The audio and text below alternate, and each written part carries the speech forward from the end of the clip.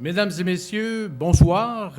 Mon nom est Michel Beausoleil. Bienvenue à cette émission spéciale portant sur les élections fédérales dans Portneuf-Jacques-Cartier. Nous sommes le mardi 8 octobre 2019 et nous diffusons en direct actuellement de la salle du Conseil de ville de Saint-Raymond. Au cours des 90 prochaines minutes, vous entendrez 5 des 6 candidats qui figureront sur votre bulletin de vote au jour du scrutin et au vote par anticipation. Il s'agit, par ordre alphabétique, Luca Abatiello, du Parti populaire du Canada, bonjour. Mathieu Bonsaint, du Bloc québécois, Marie-Claude Godet, du Parti vert du Canada, Joël Godin, du Parti conservateur du Canada, et Annie Talbot, du Parti libéral du Canada. Le candidat du NPD, du nouveau Parti démocratique, David Roger Gagnon, un enseignant de l'extérieur du comté, ne pouvait être présent ce soir.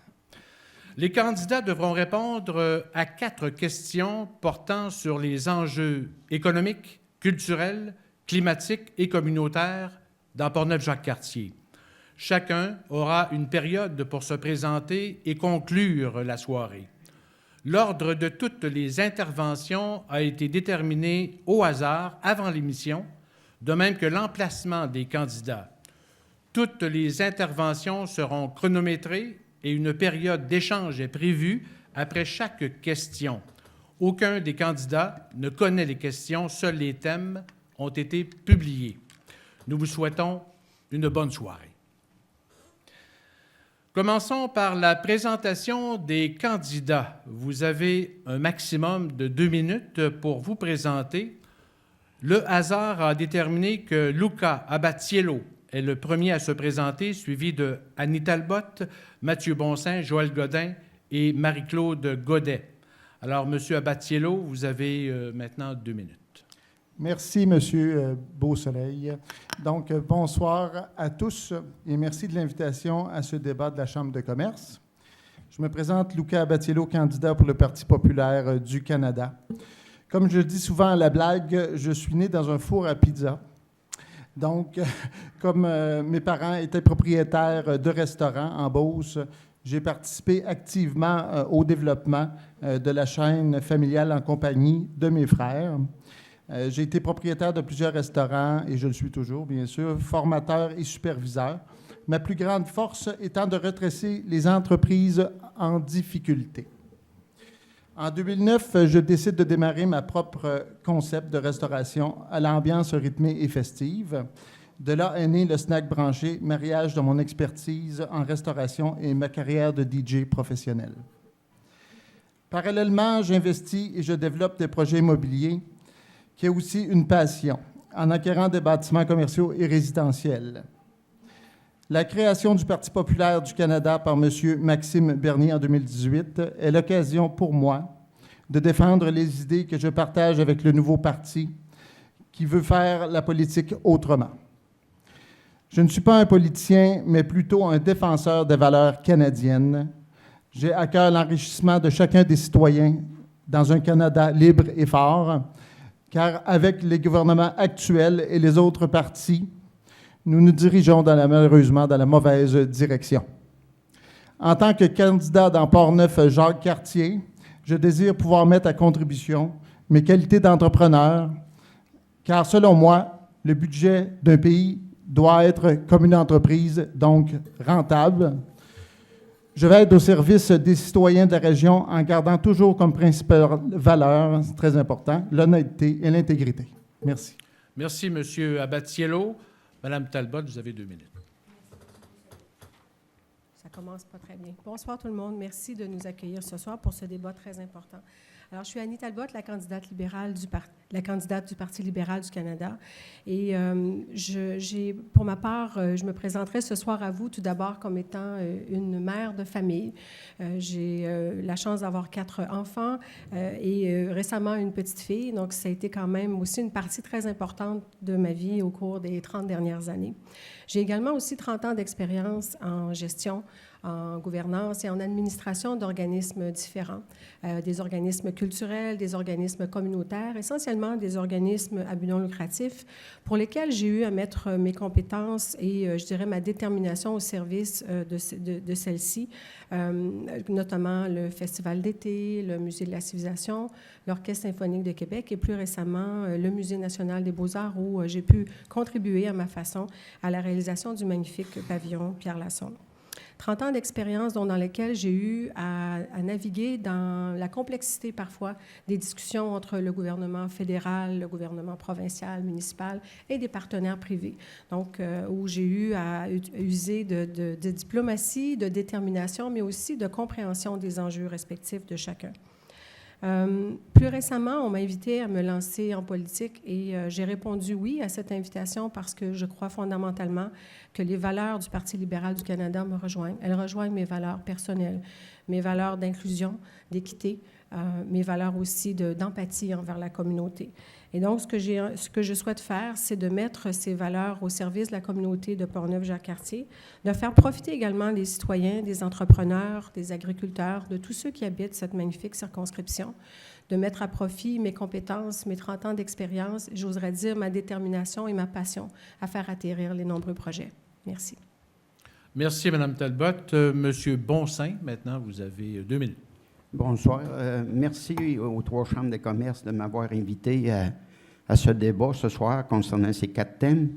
Me concernant, je suis né d'un fils de cultivateur dans le comté de Rivière-du-Loup. Et après, nous avons déménagé à l'île d'Orléans pendant une période de temps où mon père est devenu continuer à cultiver principalement des pommes de terre.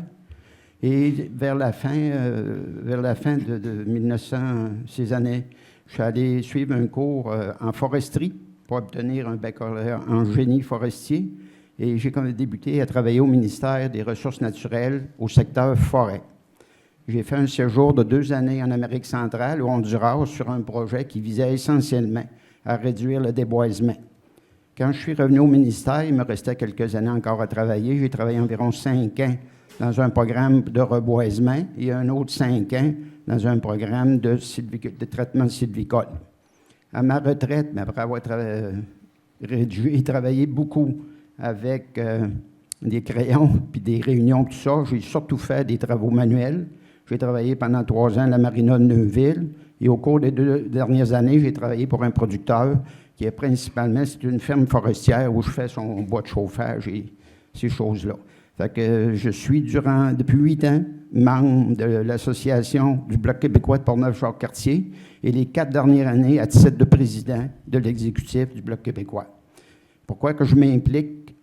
C'est que je crois sincèrement que le Bloc nous représentons les gens qui croyons qu'on doit se diriger vers la souveraineté parce que le gouvernement fédéral de plus en plus intervient dans les programmes des provinces et au lieu d'aller dans le sens contraire. Et c'est pour ça que je m'implique, que je veux représenter les citoyens de Portneuf-Jacques-Cartier. Merci, M. Bonsaint. M. Godin, maintenant, vous avez 2 minutes. Merci, M. Beausoleil. Je tiens à vous remercier pour le rôle que vous aurez ce soir, soit celui de modérateur. Ainsi, j'aimerais remercier CJSR, la télévision communautaire, pour permettre la diffusion de ce débat. Nos médias régionaux sont importants au quotidien et on se doit de les soutenir. Je profite de l'occasion pour souhaiter à l'avance un très bon 50e anniversaire. Bonne continuité à notre télévision d'ici.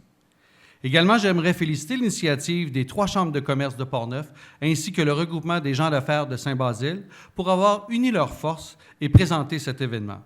Ensemble, nous ne pouvons qu'être encore plus forts. Ce soir, les téléspectateurs pourront connaître encore mieux les candidates et candidats qui veulent représenter les gens de Portneuf-Jacques-Cartier. C'est à titre de député, des députés sortants évidemment, citoyens de la circonscription de Portneuf-Jacques-Cartier, et j'insiste sur le fait que je suis un citoyen de la circonscription et un père de famille de 2 jeunes adultes, et je me permets de m'adresser à vous.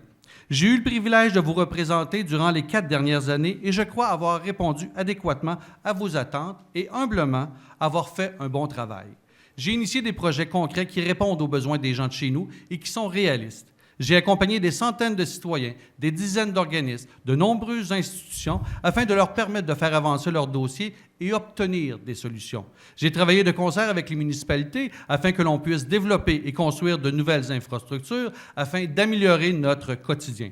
J'ai posé des gestes concrets pour protéger notre environnement. Je suis un allié pour vous et il faut ensemble continuer à travailler pour construire notre avenir avec confiance et stabilité. J'ai été présent, très à l'écoute, et sachez que je continuerai à aller à votre rencontre et demeurer des plus accessibles.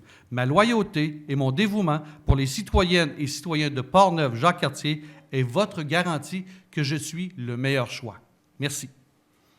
Merci, M. Godin. Madame Marie-Claude Godet, vous avez maintenant 2 minutes. Bonsoir.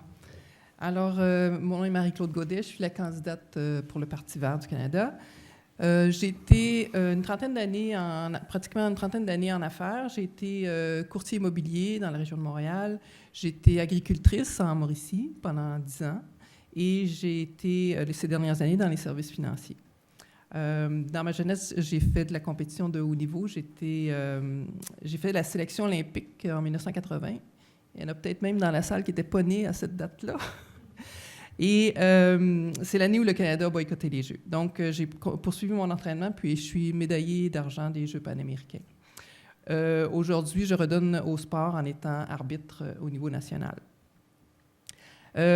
Donc, j'ai siégé sur plusieurs conseils d'administration, entre autres des organisations féministes, des organisations en tourisme et aussi une organisation en développement durable. Et présentement, je siège sur un fonds qui vient en aide aux sportifs. J'ai été conseillère municipale le temps que j'étais agricultrice et ça m'a donné la piqûre pour la politique. Et je m'étais toujours promise que je reviendrais en politique un jour. Je ne savais pas où, je ne savais pas quand. Et les circonstances ont voulu que les astres étaient alignés, si vous voulez, pour que je me présente cette fois-ci. J'aurais pu me présenter pour d'autres partis qui rejoignent mes valeurs, mais je tenais à me présenter pour le Parti vert parce que, comme on dit au parti, cette élection-ci, c'est un référendum sur le climat. On a vraiment une décision majeure à prendre. Merci, Madame Godet. Première question maintenant sur le thème de l'économie. Cette question provient des chambres de commerce de Portneuf et des gens d'affaires de la région de Portneuf et un regroupement de gens d'affaires, donc. Alors, question. Dans le contexte où on estime le taux de chômage à 4,7 %, un record, nous comptons un ratio de 3,1 travailleurs pour un retraité et dans quelques années, ce ratio passera à 2 travailleurs pour un retraité. Les entreprises en région refusent des contrats faute de main-d'œuvre. Les PME tentent de se tourner vers la solution immigration, mais les règles sont trop complexes et beaucoup abandonnent. L'occupation du territoire en milieu rural repose en grande partie sur la capacité des entreprises à maintenir des emplois locaux. Alors, question, dans quelle mesure votre parti saura répondre à ce défi pour éviter un déclin possible des régions? Alors, vous avez 3 minutes pour répondre. Le hasard a déterminé que Annie Talbot est la première à y répondre, suivie de Mathieu Bonsaint, Luca Abatiello, Marie-Claude Godet et Joël Godin. Alors, Madame Talbot, vous avez 3 minutes. Je vais y arriver. Merci de cette question qui est à la fois extrêmement pertinente, bien sûr, et assez dense en termes d'éléments de réponse potentiels.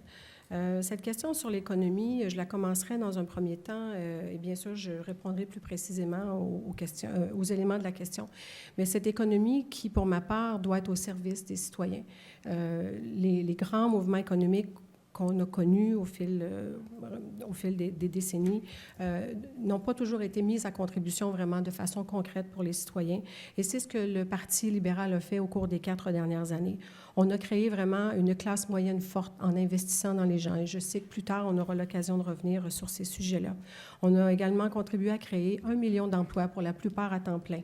Et ces emplois ont vraiment eu des retombées extrêmement positives aujourd'hui, bien que je suis consciente qu'il y a des éléments, des enjeux de main-d'œuvre qui sont extrêmement importants. Vous le mentionniez, on a un taux de chômage au plus bas, historiquement au Canada, 4,7 %. Et les enjeux pour maintenir cette croissance et faire en sorte qu'on puisse y répondre adéquatement sont nombreux. Un des éléments sur lesquels le gouvernement libéral a commencé à investir de façon importante au fil des dernières années, c'est sur l'assouplissement des règles en matière d'immigration. Les temps de traitement de ces demandes ont été raccourcis et on a bien sûr encore du travail à faire pour diminuer les aspects administratifs de l'immigration. Cependant, il est clair pour nous que l'augmentation de l'immigration demeure un des éléments clés de la résolution de la problématique de la main-d'œuvre. Une immigration qualifiée, une immigration bien encadrée. Certains éléments sont bien sûr aussi reliés avec les éléments qui sont sous la juridiction du provincial, notamment en ce qui a trait à la formation. Alors, notre gouvernement a répondu présent au fil des dernières années en investissant tout près de 5,5 milliards au cours des prochaines années pour faciliter les programmes de formation de la main-d'œuvre. Mais évidemment, on va devoir aller plus loin pour faire en sorte que, comme vous le mentionniez, que les problématiques de main-d'œuvre ne génèrent pas une décroissance. Maintenant, en ce qui a trait au maintien des emplois de qualité, le support aux entrepreneurs et aux petites entreprises est également une solution. La transformation vers les technologies vertes pour laquelle on va réduire notamment les impôts pour les entreprises qui vont s'y tourner est également une autre solution. Et bien sûr, c'est un élément aussi d'employabilité, la qualité de vie dans les municipalités, mais également aussi l'accessibilité. Alors, la notion du transport demeure également aussi un investissement important qui va permettre, de façon plus globale, d'améliorer les situations de la main-d'œuvre. Merci. Merci, Mme Talbot. Monsieur Bonsaint, vous avez maintenant 3 minutes. Le dossier de main-d'œuvre est un dossier non de la région, mais un peu pour l'ensemble du Québec. La première demande qu'on aurait en vue de simplifier, ce serait de transférer davantage de responsabilités au niveau des gouvernements provinciaux. Et bien entendu, nous, on le demande pour le gouvernement, pour le Québec. Après ça, pour simplifier, si la situation demeure identique actuellement, pour raccourcir les délais, actuellement, cette année, ça a doublé presque rapport à l'année passée, c'est 41 jours. Donc, il faut augmenter le nombre de personnes pour traiter les dossiers. Puis un autre dossier pour accélérer, ce serait que les employés qui ont déjà travaillé sur des fermes, que l'employeur n'ait pas à remplir à nouveau. S'il prend les mêmes employés, il y aurait un emploi rapide, donc il pourrait être engagé rapidement. Au niveau du développement régional, nous demandons une répartition juste pour le Québec des activités de recherche du gouvernement fédéral. Que la part qui nous revient soit transférée au niveau des centres de recherche et que c'est le Québec qui aurait décidé de la répartition dans une enveloppe globale.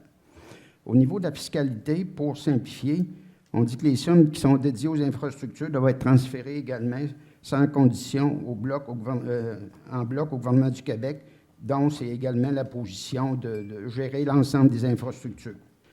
En ce qui concerne pour l'impôt, nous demandons une déclaration unique et administrée d'impôt, autant pour les citoyens que pour les entreprises, ça diminuerait beaucoup leur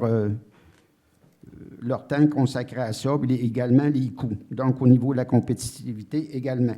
Au niveau d'Internet, on demande également que le programme branché pour innover soit également transféré au niveau du Québec pour réduire les délais et s'assurer que tous les territoires vont être couverts. Merci, M. Bonsaint. M. Luca Battiello, vous avez 3 minutes. Merci beaucoup. Ça irait mieux comme ça. Merci beaucoup. Donc, 3 mots. Immigration. On a également productivité et coupure dans les subventions. Donc, immigration économique. Présentement, on a les gens qui rentrent ici au Canada en immigration. Ils sont à 26 % les immigrants économiques. Il faudrait les faire passer, nous, gouvernement populaire du Canada, ce serait à 50 % afin de pouvoir faire entrer rapidement ces gens sur le marché du travail. De plus, le PPC est le seul parti à vouloir diminuer le nombre d'immigrants. Ainsi, nous serons en mesure de bien encadrer ces gens afin qu'ils puissent s'intégrer à nos entreprises et respecter les valeurs canadiennes. Certains de ces immigrants seront aussi eux-mêmes des entrepreneurs qui feront naître des emplois au pays. Il faut aussi réduire le délai d'embauche des travailleurs étrangers. Les entreprises locales ont besoin de main-d'œuvre à court terme, donc le plus rapidement possible. Donc, les délais actuels sont beaucoup trop longs, on le sait. Donc, le PPC s'engage à faire passer les délais actuels qui sont de 10 mois à un délai de 2 mois et à court terme. Diminution des impôts des PME en éliminant les subventions aux grandes entreprises. Cela permettra aux PME d'investir dans la robotisation, entre autres, afin de contrer la pénurie de main-d'œuvre si elle n'est pas comblée.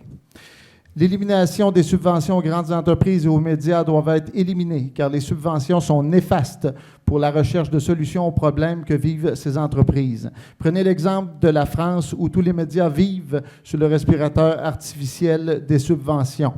Le seul journal rentable en France, c'est le Canard enchaîné, de son nom, bien sûr, qui a refusé tout type de subventions et il engrange des milliers de profits par année, alors que les autres sont en déficit. Ça nous fait réfléchir un petit peu. Je suis restaurateur, donc si ma clientèle change ses habitudes ou qu'il y a un compétiteur qui ouvre en face, je devrais faire preuve de créativité afin de m'adapter et d'innover pour faire face à la concurrence et répondre aux nouveaux besoins des clients. Aucune subvention ne viendra me redonner ma clientèle si je ne change rien à mon modèle d'affaires. Donc, le PPC s'engage à éliminer le déficit en 2 ans au Canada en réduisant les dépenses car nous refusons de laisser à nos enfants et petits-enfants un héritage empoisonné. L'immigration n'est pas le seul remède. Il y a d'autres moyens pour aider les entreprises à commencer par les gains de productivité. Le Canada figure parmi les derniers de classe pour les économies développées à cet égard, selon le Centre de la productivité et de la prospérité, HEC Montréal. Donc, c'est une école des hautes études commerciales. Merci. Merci, M. Abatiello. Mme Marie-Claude Godet, vous avez 3 minutes. Alors, au niveau de l'immigration, on sait qu'il y a des difficultés au niveau de la reconnaissance des compétences des immigrants. C'est un problème sur lequel il faudrait se pencher. Ensuite, on sait qu'il y a des retraités qui veulent retourner sur le marché du travail. Dans le moment, au point de vue fiscal, ces personnes-là sont désavantagées. Il y aurait sûrement possibilité de combler plusieurs postes si on revisait la fiscalité au niveau des retraités. Pour ce qui est de la main-d'œuvre, c'est un projet du Parti vert d'améliorer les transports collectifs. Donc, ça permettrait la mobilité des ouvriers ou des travailleurs à travers la circonscription. On veut mettre sur pied ce qu'on appelle un train à grande fréquence, donc un train qui va être disponible et facile d'usage. Aussi, on a parlé d'Internet. Pour avoir été en affaires, on sait tous que l'Internet haute vitesse, c'est primordial. Dans le moment, dans les régions, c'est un service qui manque. Donc, ça serait vraiment important de voir à ça. Et finalement, au niveau de l'éducation et de la formation, il faudrait mettre en place des programmes il faudrait financer ces programmes d'éducation-là. Parce que aussi, ce qu'il faut se rendre compte, c'est qu'on est au 21e siècle. On parle d'automatisation, d'intelligence artificielle. Ça va modifier le portrait de l'emploi. Et pour ça, il faut se préparer à faire face à ça. Merci. Merci, Mme Godet. M. Joël Godin, vous avez 3 minutes. Merci, M. Beausoleil. Quelle belle question. Je suis un privilégié. J'ai été député pendant 4 ans. Et je dois dire en entrée de jeu que l'économie, c'est aussi important que l'environnement. On se doit d'adresser les choses pour trouver des solutions aujourd'hui pour qu'on ait un meilleur avenir. J'ai eu le privilège de rencontrer plusieurs entrepreneurs qui sont victimes du manque de main-d'œuvre. J'ai pris mon bâton de pèlerin, je les ai rencontrés et j'ai construit avec eux un projet pilote d'une coopérative de travailleurs étrangers. Et ça, c'est une des solutions. La coopérative de travailleurs étrangers fait partie d'un ensemble de solutions. Il faut penser aussi à nos aînés. Madame Godette en a mentionné une partie, je vais compléter. Je pense que si l'on permet de retourner sur le marché du travail nos retraités, nos gens d'expérience, nos gens qui ont du savoir, nos gens qui ont une loyauté, qui se présentent à toute heure du jour et respectent leur agenda, et qui travaillent 2 jours par semaine. Si on en prend 2,5, permettez-moi l'expression, on ne le coupera pas en 2, mais on l'étalera sur 2 semaines. Si on prend 2 retraités et demi par semaine et on fait un quart de travail d'1 semaine, on vient d'avoir une qualité de main-d'œuvre, mais ces gens-là doivent avoir un allègement fiscal. Et c'est ce qu'on va faire, nous, au Parti conservateur du Canada. Également, il faut travailler au niveau de notre jeunesse. Il faut encourager notre jeunesse à explorer d'autres sphères que des spécialités universitaires. Nous avons un manque de main-d'œuvre et ma coopérative, je fais le lien avec ma coopérative de travailleurs étrangers, nous avons 6 entreprises dans Port-Neuf, Jacques-Cartier, qui avons mis sur pied ce projet pilote et on s'est engagé à investir chacun 40 000 $ de l'argent de ces entreprises-là pour trouver une solution rapidement pour la main-d'œuvre de nos travailleurs étrangers. Et savez-vous ce que le gouvernement libéral de notre premier ministre Justin Trudeau a fait? Il a dit non. Non aux régions. C'est inacceptable et ça coûtait absolument rien aux deniers publics. Alors ça, c'est une mesure concrète qu'un député a fait sur le terrain et qui malheureusement n'a pas pu aller plus loin et on a tout simplement étouffé l'initiative de nos entreprises. Je ne sais pas combien de temps il me reste, mais je vais aussi également mentionner que oui, les entreprises au niveau économie sont importantes, mais aussi il faut que les citoyens aient plus d'argent dans leur poche. Et dans notre programme de cette année, en 2019, nous avons mis de nombreux crédits, dont entre autres un crédit pour les congés de maternité-paternité. Nous avons un crédit pour nos aînés. Nous avons un crédit pour nos jeunes, pour qu'ils pratiquent du sport, qui développent leur côté artistique. Nous avons un crédit éco-habitation qui inclut, en ce qui concerne les gens de Port-Neuf-Jacques-Cartier, les fosses septiques. Alors, je vois que je dois m'arrêter ici, mais je pourrai compléter plus tard. Merci, M. Beausoleil. Merci, M. Godin. Est-ce que des gens aimeraient rajouter? Oui, M. Bonsaint. Le programme actuel d'emploi d'étrangers temporaires permet seulement de travailler pour un employeur. La recommandation, le projet qu'on aimerait faire, d'aller plus loin qu'un employé temporaire pourrait travailler pour plus qu'un employeur, ce qui faciliterait le travail pour les employeurs, puis également pour les travailleurs également, ce qui n'est pas le cas actuellement. M. Godin. Alors, M. Beausoleil, ma question, j'ai mis une bonne introduction. Ma question s'adresse à Mme Talbot. Pourquoi le gouvernement que vous voulez représenter pendant les 4 dernières années ont dit non à l'initiative d'entrepreneurs qui sont prêts à investir de l'argent de leur entreprise sans demander aucun denier public pour trouver des solutions pour demeurer compétitifs? Pourquoi vous avez dit non et pourquoi vous dites non aux régions? Je pense, M. Godin, que la conclusion de dire non aux régions sur une simple mesure, que je ne qualifierai pas d'autres mesures autrement parce que je ne la connais pas dans le détail, mais d'affirmer que le gouvernement libéral a dit non aux régions, c'est de regarder le travail énorme qui a été accompli avec seulement une petite lorgnette.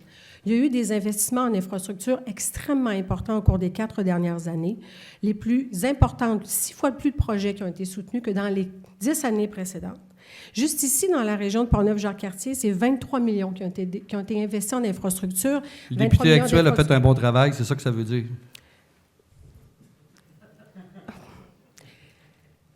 Je vous ferai remarquer qu'en ce qui a trait à soutenir les entreprises, M. Godin, vous avez voté contre les baisses d'impôts pour les petits entrepreneurs. Vous n'avez pas soutenu cette mesure-là. Et je pense que les infrastructures qui ont été décidées n'étaient pas à l'intérieur d'un programme que vous aviez déposé, bien au contraire, mais un programme global d'investissement en infrastructure que le gouvernement a développé. M. Godin. En fait, Mme Talbot, vous affirmez des choses remplies de fausseté. Je veux vous rappeler que Bill Morneau, qui était le ministre des Finances en plein mois de juillet, a essayé de taxer les entreprises, les PME. Et c'est nous qui avons provoqué le réajustement. Alors, soyez honnêtes et dites la vérité aux gens de Portneuf-Jacques-Cartier. Réplique? Oui, la vérité, là, c'est que quand j'écoute les conservateurs et les libéraux, on pitch l'argent, les milliards, et on pense qu'il n'y a pas de conséquences. Le moteur de l'économie, c'est quoi dans une société, d'après vous? C'est les PME. S'il n'y a pas de PME, il n'y en a plus de société. Plus de gouvernement, plus de rentrée d'argent, il n'y a plus rien qui existe. PME en premier. Donc, avant de pitcher l'argent et les milliards de dollars, puis on parle encore de milliards et de milliards, on devrait plutôt privilégier les PME, OK, puis couper les subventions aux grandes entreprises qui ne sont pas capables de subvenir à leurs besoins eux-mêmes. S'ils ne sont pas capables de subvenir à leurs besoins eux-mêmes, bien, qu'ils mettent la clé dans la porte, il va en avoir d'autres qui vont prendre leur place, qui vont être meilleurs qu'eux. Merci, M. Beausoleil. Alors, nous sommes maintenant rendus à la deuxième question sur le thème de la culture. Dans le contexte où nous sommes diffusés actuellement sur les ondes d'une télévision à vocation communautaire, CJSR et aussi ccap.tv, et que dans Portneuf-Jacques-Cartier, on retrouve une coopérative de presse, le journal Le Courrier de Portneuf, infoportneuf.com et Le Martinet, en plus de différentes publications locales dans nos municipalités. Dans le contexte où la crise financière des médias au Québec touche aussi Portneuf-Jacques-Cartier et que l'on retrouve de moins en moins de journalistes professionnels pour couvrir et traiter l'information culturelle, dans le contexte où la communication et la circulation de l'information sont essentielles au développement de la culture régionale et aussi pour son financement, question: comment pouvez-vous aider les médias locaux et régionaux à mieux faire connaître la culture, autant ici qu'ailleurs, à travers ses artistes, ses artisans, ses œuvres et ses événements? Alors, vous avez 3 minutes pour répondre. Le hasard a déterminé que Mme Marie-Claude Godet sera la première à y répondre, suivie de Luca Abatiello, Annie Talbot, Mathieu Bonsaint et Joël Godin. Alors, Mme Godet, vous avez 3 minutes. Alors, on sait que les médias locaux ont des problèmes à cause principalement des revenus de publicité. Parce que les grands médias sociaux ne paient pas leur juste part de taxes et d'impôts. Alors, ce qu'il s'agira de faire, c'est principalement d'essayer de trouver la solution. Je pense que personne ne l'a trouvé encore, mais il va falloir trouver une solution de taxation pour ce qu'on appelle les GAFA, là, Google, Amazon, Facebook et Apple. Le Parti vert s'engage à travailler ardemment sur ce problème-là parce que ça va être une rentrée de fonds substantiels qui va pouvoir aider à soutenir les médias locaux. Vous parliez de soutenir les artistes et les artisans canadiens. Le Parti vert s'engage à augmenter les incitatifs fiscaux, entre autres dans la production cinématographique, pour que les talents justement artistiques et techniques du Canada soient employés. C'est une des mesures que le Parti veut faire. Alors, c'est loin d'être évident, cette question-là, mais je pense qu'il y a quand même des pistes de solutions. Merci. Monsieur Abatiello, vous avez 3 minutes. Oui, merci, M. Beausoleil. Donc, j'aime bien les médias locaux. J'adore que les gens d'ici gardent leur emploi, puis c'est normal, puis on souhaite tous ça. Malheureusement, là, les médias doivent s'adapter aux nouvelles réalités, incluant les géants du Web, et non tenter de conserver des vieux modèles d'affaires, malheureusement désuets. Donc, il faut qu'ils se renouvellent, et d'appuyer leur survie par des subventions payées directement par les citoyens. Pourquoi ne pas avoir des géants, nous, ici, du Web, ici, tout simplement, ou des géants au niveau journalistique des médias qui sont capables de vivre de leurs propres moyens? On avait l'exemple tantôt dans France, un journal, un média qui fait de l'argent parce qu'il est de nature privée, alors que ceux qui sont subventionnés perdent de l'argent toutes les années. J'espère qu'on devrait allumer à ce niveau-là. Ça nous donne un peu une raison pourquoi je vous parle de comme ça aujourd'hui. Donc, les géants devraient être vus comme des alliés qui pourraient donner une plateforme mondiale à notre culture. Donc, nous, si on devient plus grand également, on va pouvoir les compétitionner à ce niveau-là. Nous nous opposons également aux taxes pour les géants du Web, le GAFA, OK? Car ce ne sont pas les citoyens à payer encore pour ça. Ils payent déjà très cher pour leurs services et les citoyens ont le dos large. On fait toujours payer aux citoyens à coût de subventions et de milliards, puis les gens y en ont assez de ça. Attendez pas qu'il arrive comme en France puis qu'il y ait des gilets jaunes qui rentrent, parce que vous allez comprendre à un moment donné que le gouvernement, je parle pas aux citoyens parce que vous êtes les victimes. À un moment donné, le gouvernement, il va falloir qu'il se réveille parce que ça va en arriver là à un moment donné. On ne le souhaite pas, mais il faut que ce soit ça qui arrive. Il faut se raisonner et passer à l'acte. Merci, M. Beausoleil. Merci, M. Abatiello. Madame Annie Talbot, vous avez 3 minutes. Merci. Je tiens d'emblée à féliciter le sens d'initiative des médias ici qui ont déjà depuis un bon moment pris d'assaut la réalité des difficultés qui ont trait aux revenus publicitaires et qui ont choisi de se solidariser pour faire en sorte que cette voix locale pour couvrir les informations qui intéressent les citoyens d'ici puisse se poursuivre. Une des raisons pour lesquelles j'ai choisi de joindre les rangs du Parti libéral du Canada, c'est justement pour le soutien important qui a été fait dans les 4 dernières années au niveau de la culture. Un réinvestissement majeur puisqu'il y avait eu, bien sûr, des coupures extrêmement importantes au cours des 10 années précédentes. Investir dans la culture et investir également dans la qualité des médias, ce n'est pas juste d'investir dans le divertissement. C'est une question de partager ce qui nous unit, ce qui nous lie, notre culture, notre musique, nos mots, nos couleurs, et bien sûr ceux qui sont là au premier plan pour l'écouter et le faire connaître davantage. Les investissements ont été très importants et donnent bien sûr des fruits dans l'ensemble des communautés. Et plus précisément, en ce qui a trait à la question sur le soutien aux médias, évidemment, la réalité des géants, des GAFA de ce monde est extrêmement importante et ce n'est pas juste ici au Canada, c'est partout à travers le monde. Les discussions au niveau international qui ont été faites au cours des 4 dernières années nous amènent, et c'est un engagement qu'on a pris récemment, à s'engager à imposer un impôt sur les revenus aux géants en ce qui a trait à la publicité, à la gestion des données numériques qu'ils génèrent. Donc, cet engagement-là qu'on fait en collaboration avec l'OCDE va nous permettre de faire, à compter d'avril prochain, des revenus de l'ordre de 730 millions de dollars par année qui seront réinvestis dans le maintien de la culture et également aussi du soutien aux médias. Les médias occupent une place extrêmement importante dans notre communauté. Ils sont la courroie de transmission, ils sont les agents neutres qui partagent les nouvelles et l'information à l'ensemble de la communauté. Et effectivement, la transformation numérique, pas juste la dominance des géants de ce monde, mais la transformation numérique fait en sorte qu'aujourd'hui, les investissements publicitaires ne sont plus au même endroit, ils ne sont plus de la même façon au rendez-vous.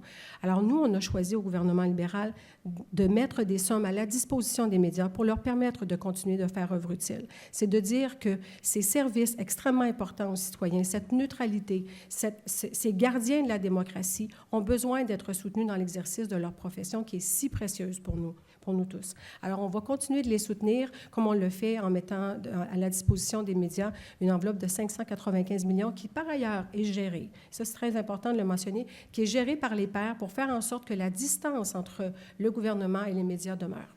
Merci. Merci, Mme Talbot. Monsieur Bonsaint, vous avez 3 minutes. Le Bloc québécois propose que le Canada s'inspire de la France et impose les géants du Web à hauteur de 3 % de leur activité sur le territoire canadien. Par la suite, utiliser ces revenus pour aider principalement les médias écrits. Et en plus, nous proposons, pour la crise des médias, que le Bloc propose la création d'un fonds des médias écrits à partir des revenus des taxes récoltées sur les publicités en ligne. Comme 3e élément, nous proposons que le gouvernement fédéral cède au Québec la réglementation des télécommunications, des radiodiffusions et que le développement de nos communications corresponde à nos besoins et à notre façon de faire. Je cite un exemple. Les gens des municipalités qui sont au bord du fleuve, on n'a pas accès à la télévision communautaire. C'est un non-sens. Il faudrait qu'il y ait une entente, qu'on puisse avoir également des émissions qui nous proviennent de l'intérieur de la circonscription au départ Jacques Cartier aussi, on n'en a pas actuellement. En fait, au lieu de laisser les réseaux en venir à une entente, un organisme qui était dynamique là, forcerait une entente pour qu'on puisse avoir également les nouvelles dans ces municipalités-là, et ça ferait des revenus supplémentaires pour le réseau, entre autres CJSR ou le cadre d'arrière-pays aussi. En culture, des investissements en culture, on demande que le milieu artistique québécois demande ça depuis des années, que le Conseil des arts devrait avoir les moyens de mieux soutenir les créateurs québécois. Le Bloc demande également un budget d'augmentation du budget de Téléfilm Canada afin de permettre la création de séries lourdes en ligne comparables à ce qui se fait dans de nombreux pays. On demande également que le gouvernement maintienne puis indexe le budget du Conseil des arts, un plancher de 300 millions de dollars, incluant une aide à la promotion internationale. Et pour terminer, concernant le soutien du livre, le Québec a retiré, ne charge pas de taxes sur les livres. On demande la même affaire que le gouvernement fédéral devrait retirer la taxe lors de l'achat des livres. Merci, M. Bonsaint. M. Godin, vous avez 3 minutes. Merci, M. Beausoleil. Je pense que vous amenez un point bien important, l'accessibilité à l'information. L'accessibilité à l'information et surtout dans nos régions.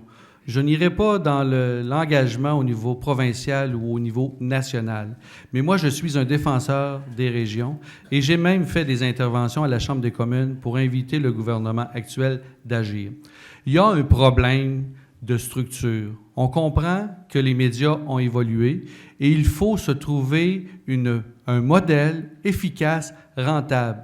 On parle du Courrier de Portneuf. On parle de l'Infopont, on parle de CJSR. C'est tous des médias ici qui vivotent. Et grâce à des gens dévoués qui s'investissent plus que le taux horaire qui sont payés, fait en sorte que notre population a quand même accès à de l'information. Mais au-delà de ça, il faut trouver une solution permanente. Il faut que ces gens-là puissent respirer, que ces gens-là puissent développer. Là, présentement, ces médias-là sont sur le respirateur artificiel. Et comme je le mentionnais en entrée de jeu, c'est tellement important pour une communauté. Et nous avons le privilège, et oui, je le dis que c'est un privilège, d'être dans une région comme Portneuf, Jacques-Cartier. Mais on se doit d'avoir accès à nos médias. Alors, il faut avoir une réflexion sérieuse pour trouver des solutions permanentes et efficaces. Maintenant, au-delà d'avoir répondu à cette question-là, moi, je peux vous dire que, comme député de Portneuf, Jacques-Cartier, j'ai continuellement, tout au long de mon mandat, fait en sorte d'aider nos médias, de diffuser la culture. Nous avons une pépinière impressionnante d'artistes et d'artisans dans Portneuf, Jacques-Cartier, et je pense qu'on a tout avantage à travailler ensemble avec les différents diffuseurs pour faire en sorte que notre circonscription soit une circonscription où on est fier de nos artistes et qu'on se serve, entre autres, de ces éléments-là pour vendre notre région en dehors de nos frontières géographiques de la circonscription. Il faut travailler avec ces gens-là et, honnêtement, j'ai été très présent. J'ai pris des initiatives au niveau culturel pour diffuser les œuvres de nos artistes. J'ai monté une exposition, le Hall des artistes, dans la plus grosse exposition qui se tient dans Portneuf, Jacques-Cartier. Plus de 50 000 personnes ont dû circuler dans le hall d'entrée de l'Expo de Donnacona et j'ai invité gracieusement nos artistes et artisans à venir exposer, à venir démontrer. Vous comprendrez que c'est sûr que ce n'est pas tous les artistes de Portneuf, Jacques-Cartier qui ont eu le privilège, mais je vous dis, si vous me choisissez le 21 octobre, je donnerai la chance aux autres dans les prochaines années. Merci. Merci, M. Godin. Est-ce que certains voudraient ajouter d'autres éléments? Oui, Mme Talbot.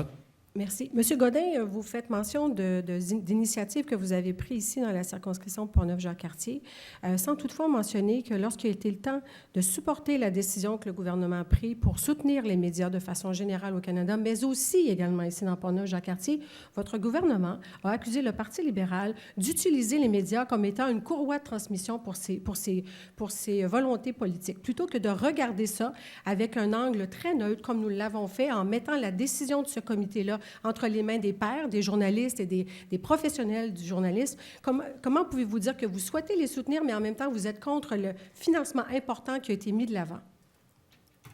Permettez-moi, M. Beausoleil, de répondre à Mme Talbot. Avec tout le respect que j'ai pour vous, Mme Talbot, sachez qu'est-ce qui s'est passé. Il y a un chéquier qui a été fait, il y a un montant qui a été versé, et sur le comité d'attribution des subventions, les amis du Parti libéral, dont, entre autres, des représentants du groupe Unifor. Savez-vous, c'est qui ce groupe-là? C'est un syndicat qui a sorti publiquement pour contrer le Parti conservateur du Canada. Vous trouvez ça transparent? Vous trouvez ça honnête? Dites-le aux citoyens de Portneuf-Jacques-Cartier. Soyez honnêtes. J'aimerais que peut-être vous puissiez un peu baisser le ton, M. Godin. Ce n'est pas nécessaire de parler si fort. Je vous remercie. Le comité qui a été mis de l'avant est constitué des pairs, des gens qui œuvrent dans le milieu des médias, des gens qui sont des journalistes, la Fédération canadienne du journalisme. Alors, il n'y a pas de manipulation d'associations syndicales qui viennent délibérément modifier l'argent qui a été mis là sur la table et qui a voulu simplement aider les journalistes à faire leur métier, à être reconnus dans ce qu'ils font de bien, c'est-à-dire être la courroie de transmission. Point. Alors, cet argent-là est disponible, cet argent-là le sera encore, et ce programme que nous avons mis de l'avant pour compenser fait partie d'une solution permanente qu'on va discuter avec les journalistes, avec les professionnels du milieu de la communication, parce que c'est eux qui détiennent la solution. Nous, ce qu'on dit, c'est que la transformation numérique a été tellement rapide, tellement imposante, qu'il fallait qu'on soutienne actuellement nos médias parce qu'on en a besoin, parce qu'on considère qu'ils font un travail essentiel, même quand ils ne pensent pas comme nous. Par ailleurs, notre décision d'imposer les revenus publicitaires des géants du GAFA, c'est une décision courageuse parce qu'on a choisi de le faire dès maintenant, bien qu'encore ce ne soit pas possible nécessairement de les imposer, d'imposer une taxe. Par contre, d'imposer les revenus nous permettra d'aller chercher des budgets, des revenus conséquents de l'ordre de plus de 700 millions qui vont être réinvestis dans le maintien de notre capacité de maintenir une force journalistique neutre au Canada. Merci, Mme Talbot. Vous voulez répliquer? Oui, M. Beausoleil. Alors, quelle hypocrisie de la part du Parti libéral du Canada. Pourquoi vous pensez que Mélanie Joly, ministre du Patrimoine, a été tassée de son portefeuille de patrimoine? Savez-vous pourquoi? Parce qu'elle a expliqué, à tout le monde en parle, qu'il ne taxerait pas les géants du Web. Alors là, vous venez changer d'idée pour encore une fois charmer les électeurs, puis que demain et après-demain, vous ne livrerez pas la marchandise comme vous avez fait dans les 4 dernières années. Madame Talbot, encore une fois, avec tout le respect que j'ai de vous comme personne, je ne crois pas le gouvernement libéral et j'ai une liste très longue de promesses non tenues du gouvernement et du Parti libéral que vous voulez représenter. Est-ce que d'autres veulent... Je ne sais pas si je devrais. Vous avez 30 Peux-tu secondes. avoir un chèque, moi aussi? OK, correct. Non, mais on sait très bien que l'offre et la demande fait le marché. Je ne sais pas pourquoi il y a autant d'ostination à pitcher l'argent au bout de nos bras, là. On peut-tu la garder? Si c'est possible, on aimerait la garder au lieu de la pitcher. Quand il y a quelqu'un qui fait un bon travail, automatiquement, l'offre et la demande vont s'ajuster. Il va être meilleur que les autres et il va se démarquer. C'est comme ça. Ça ne donne rien de donner des subventions. On affaiblit la population et le peuple québécois et canadien. J'espère qu'il y en a qui comprennent ça. Libéral, conservateur, oui, ils comprennent un peu. Bloc, je ne suis pas sûr. Puis vert, ben, on donne ça à l'étranger aussi. Mais sans viser personne, hein? Je vous respecte tous, mais c'est un peu ça. Merci beaucoup, M. Beausoleil. Madame Godet. Très brièvement, M. Abatiello, je reviens sur une allusion que vous avez faite. Je vous considère comme un politicien de droite et vous nommez Le Canard enchaîné, qui est un journal d'extrême gauche, et vous mettez ce journal-là en avant parce qu'il n'y a pas de subvention et ça n'a absolument aucun lien. Qu'il soit de gauche, de centre, de droite, de X, Y, Z, W, LGTB, c'est pas ça qui est important. Ce qui est important, c'est qu'il n'y ait pas de subvention et qu'ils survivent. C'est ça qui est important. Quand vous avez été aux Olympiques, hein, est-ce qu'il y avait quelqu'un pour vous piquer, pour vous donner des subventions dans le bras pour être meilleur que l'autre, ou vous performiez parce que vous avez fait les efforts? C'est pareil en affaires. C'est identique. On ne parle pas d'affaires ici, on parle de journalisme. Oui, les journalistes, ils n'ont pas de subvention. Merci. Ils n'ont pas de subvention, c'est pour ça qu'ils performent. Merci.